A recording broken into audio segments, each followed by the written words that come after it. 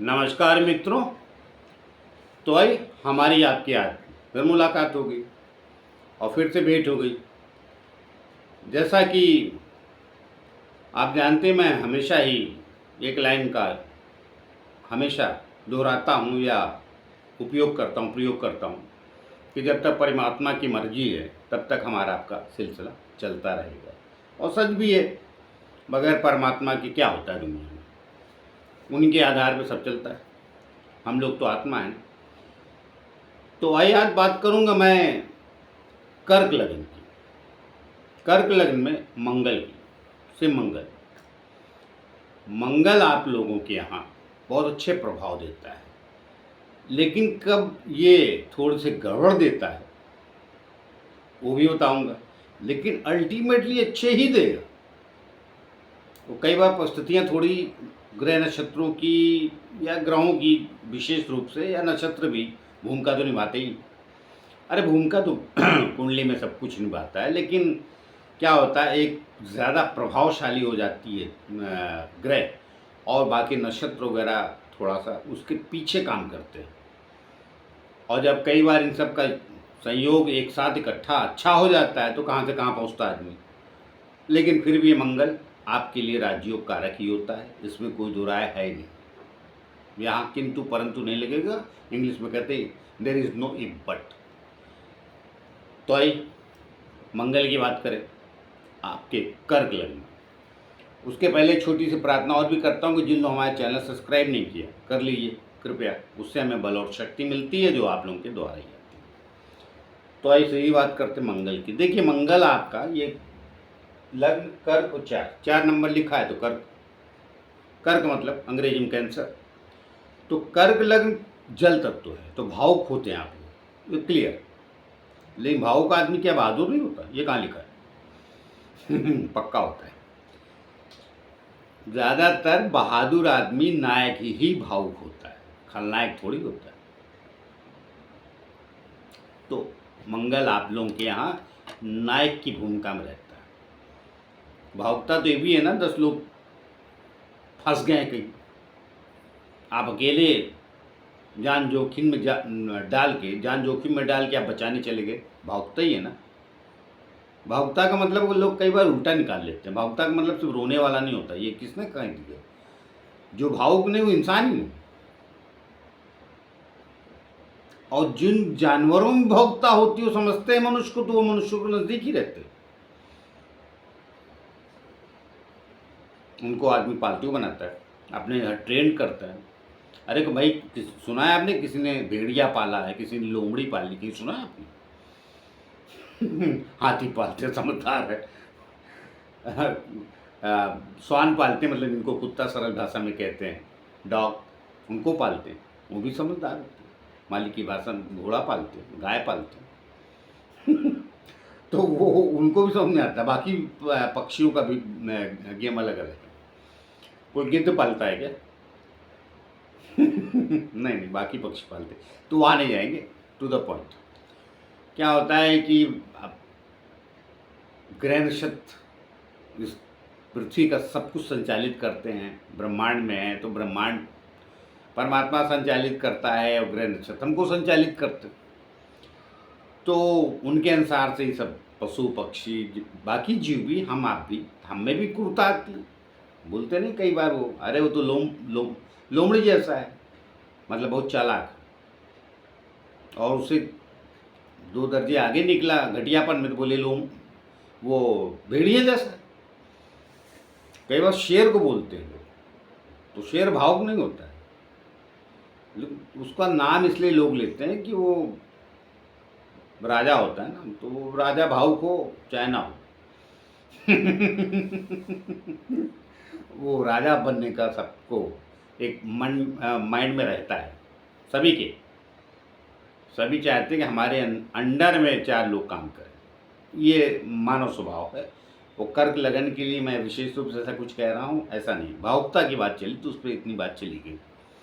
तो क्या होता है कि आप लोग भावुक लोग होते हैं, बिल्कुल सही बात है, लेकिन भावुकता का अर्थ समझा है। भावुक का मतलब कमज़ोर नहीं होता। अब उसमें मंगल ही एक ऐसा प्लेनेट है जो आपके यहाँ बहुत बड़ी भूमिका निभाता है। जिसको कहते हैं बहादुरी की, शक्ति की, सामर्थ्य की पहचान समाज में देने की।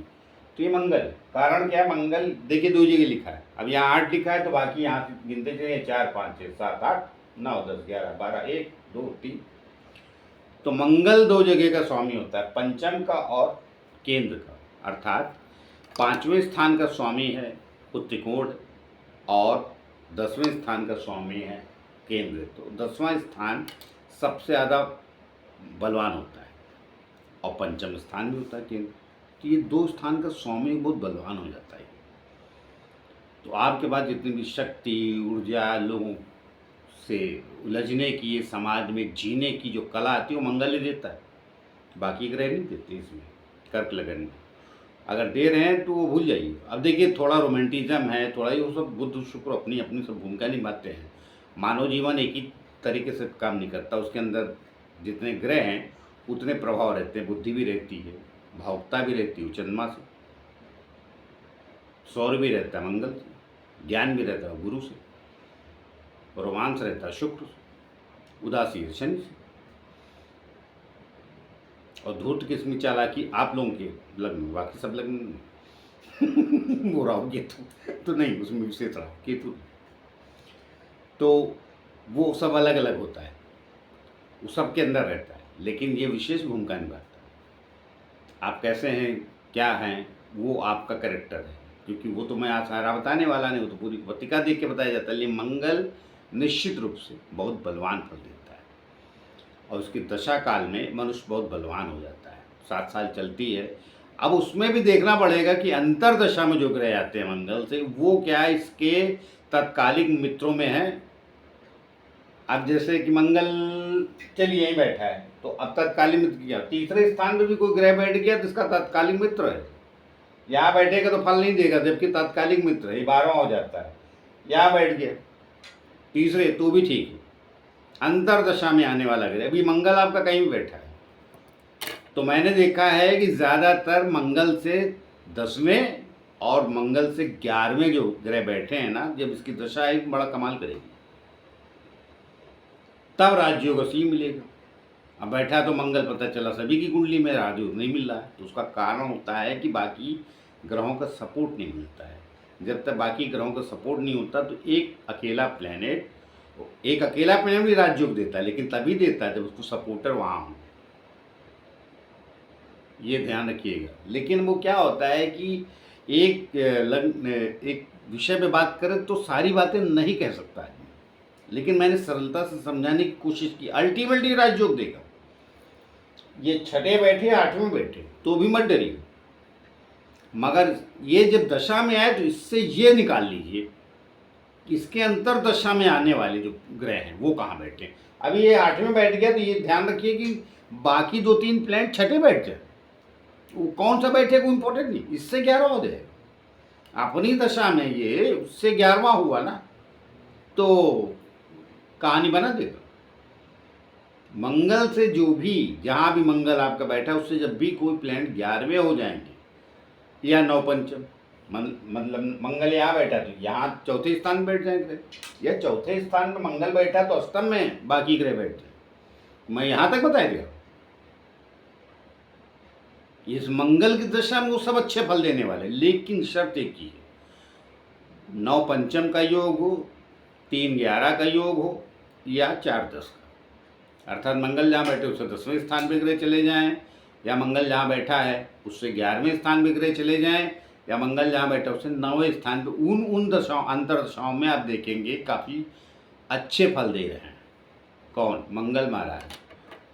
अब इससे ही सारे प्लैनेट खराब चलेंगे तो सपोर्टर नहीं होता है। जैसे कि आप बॉस हैं, लेकिन आपके जब इर्द गिर्द आपका सबऑर्डिनेटेड या आपका जो वहाँ का स्टाफ है वो सपोर्ट नहीं करता, तो आप वो प्रोग्रेस नहीं कर पाते हैं, या अपने जो ऊपर का बॉस है उसको नहीं समझा पाते। ऑफिस की लेवल पर अगर काम करते हो तो समझ लीजिए ऐसा होता है।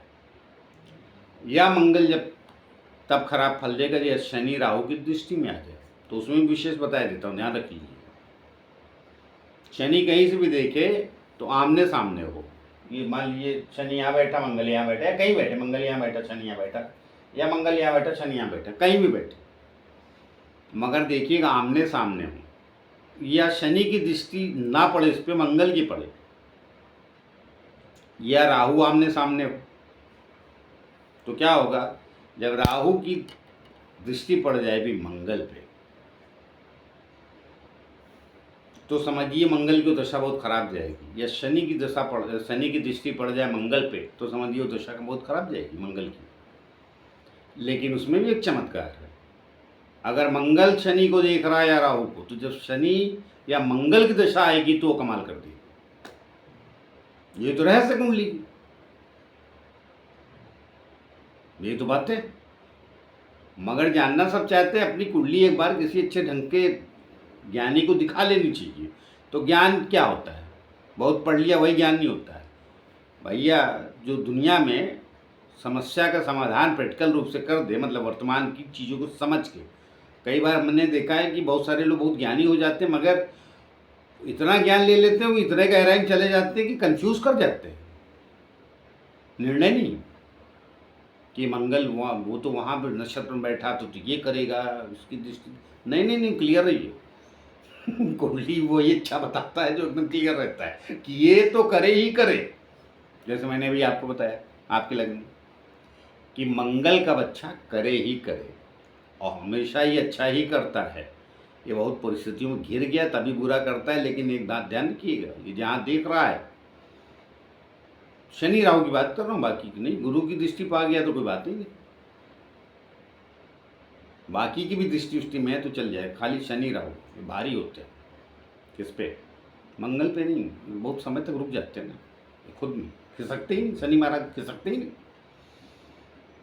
तो देख लिए तो अब क्या बोले, अभी उसको भी जकड़ लिए, तो उस पर जाएंगे तो वीडियो लंबा हो जाएगा। लेकिन तो वीडियो के लंबे होने की चिंता इतनी नहीं रहती, लेकिन वो आप फिर ज़्यादा उसको कंफ्यूज भी करता है ना, दर्शक समझ नहीं पाता बात।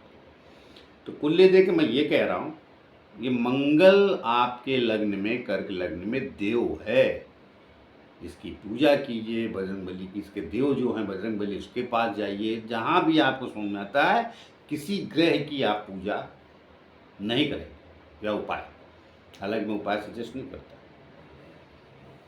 लेकिन अगर आपको लगता है करना चाहिए तो शिव मंगल की कीजिए। कुंडली में कहीं भी बैठा है, ये पूरी कुंडली का भाग्य विधाता आपका यही मंगल, इसमें कोई दो राय नहीं है, कोई किंतु परंतु इफ बट नहीं। इसकी स्थिति को समझिए, अगर खराब भी बैठा है तो कब, कहाँ, किस ग्रह पे दृष्टि डाल रहा है, उसकी दशा देखिए, उसका कालखंड देखिए, तो ये तो कालखंड समझने की बात होती है। तो मैंने बारीकी से समझाने की कोशिश की, कर्क लग्न मंगल क्या प्रभाव देता है। अब बाकी कुछ तो हमेशा रह जाता है, तो आगे देखिए, लेकिन ज़्यादातर मैं बता दूँ ओवरऑल।